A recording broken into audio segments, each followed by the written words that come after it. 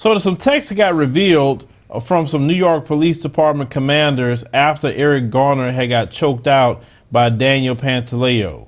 Now, the text between Commander Lieutenant Christopher Bannon and Sergeant Dhanan Saminath were revealed for the first time on Thursday during the disciplinary hearing for the accused cop, Daniel Pantaleo, who faces termination for his reckless use of a chokehold in Garner's death.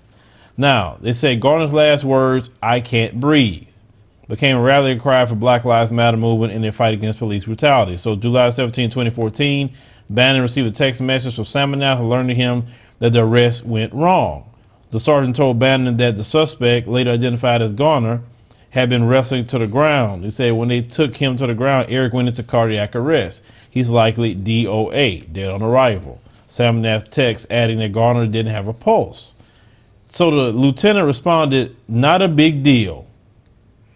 That's what he texted back to an officer that's telling him, "Hey, this went terribly wrong." He said, "Not a big deal." You see how these people think about us? When they kill us, it's not a big deal. So when they shot down Pamela Turner, that's not a big deal. That's how they are. They have no value of black life. That's why I always say I don't like to even see these people in a uniform. Because if you can't respect black life, then what are you being a police officer for? So he also stated we were effecting a lawful arrest. That's what he said. After he just dismissed the death of New York Times reporter said that the text drew gasps in the courtroom as they were read aloud. They said Garner, a father of 6, suffered a heart attack in the incident and later died. Autopsy by the city's medical examiner determined that the chokehold, along with Garner's poor health, asthma, high blood pressure, diabetes, had contributed to his death. So that same medical examiner took the stand Thursday and testified that the banned maneuver set into a motion of lethal sequence. So that chokehold basically killed him because he already had pre-existing conditions. So it said grand jury declined to indict Pantaleo on criminal charges in 2014, sparking nights of protests around the city. A civil rights inquiry was launched, but charges have yet to be filed. The statute of limitations expires in July on the 5-year anniversary of Garner's arrest. Man, it's been that long since Eric Garner has died. Man, time passed so fast, don't it, ladies and gentlemen? This is what the lieutenant said in court. He said, "My reasoning was not to be malicious. It's to make sure the officer knew he was put in a bad situation."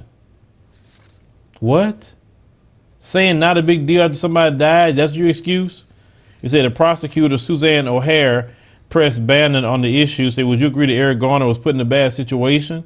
He said, "I don't know how to answer that." He replied after a long pause. So Bannon's explanation only angered Gwen Carr, Garner's mother. So Eric Garner's mom is sitting there listening to this whole thing while you're hearing this cop saying, it's not a big deal about killing her son. I mean, could you imagine hearing that as a parent? It'd make you want to get up and put hands on them. For real. I mean, these people have no decency, no morality. They're not human, a lot of them. They're not. Because human beings have feelings, have emotions, they have restraint, they respect life. That's why when you hear me say they act like a devil, because according to the scriptures, devils only kill, steal, and destroy. And they don't bother them at all. They don't lose no sleep to do it. Eric Garner's mother went to reporters after that and said, not a big deal. And she stated if one of his loved ones on the ground dead and someone came up to him and said, it's no big deal, how would you feel about it? He wouldn't like that. But see, this is why I just don't have no forgiveness when it comes to the things that they're doing. I can't, because they don't even, number one, they don't ask for your forgiveness. And then at the same time, we need to have some sort of anger and grudge because of the evil that they do.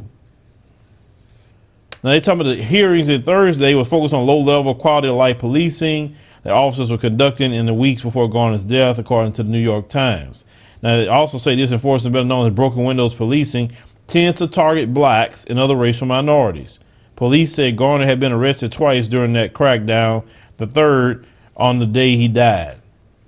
So they just, like they do, like to harass brothers, not doing anything because they have nothing else better to do. See, they can go solve some crimes. See, they don't go bother, like say MS-13 and all them other ones. They don't go looking for them. They stay way away from them, but they go bother unarmed brothers.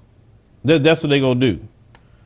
So they said, you know, Eric Garner's arrest and the result of the chain of decisions originating from the very highest level of the NYPD. After this particular hearing, Pantaleo, only thing he's going to receive is either possibly some suspension if he's found guilty, all the way up to termination. But he killed Eric Garner and nothing happened to them. You see, they need new laws changed. And this is why we have to start running for public office, and we have to stack these areas as well when we run for public office. Because we could change laws to fix that. No person should be getting killed unarmed. None. There were so many cops around, there was no reason to do that to Eric Garner. We seen the video. There was no reason. None. He wanted to do that. A lot of these cops need to be tested for drugs. A lot of them are having roid rage. You see them. If you kill someone unarmed, it should be automatic jail sentence. It shouldn't be a question. You killing someone unarmed. They had no weapon on and didn't do anything, but you're going to kill them.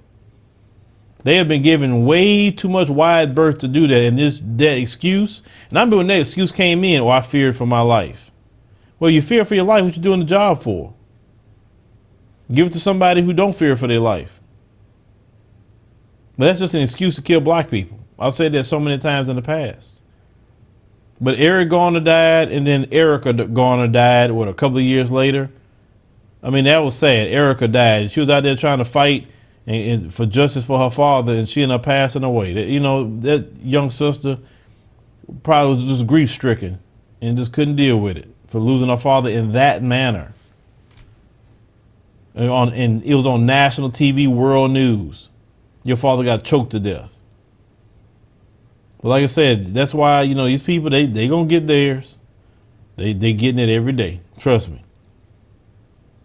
As I stated before, they can pass all the abortion bills they want. It's not gonna change a thing. But they got to answer for all that killing they have done to innocent people over the hundreds of years that we have been here in this land.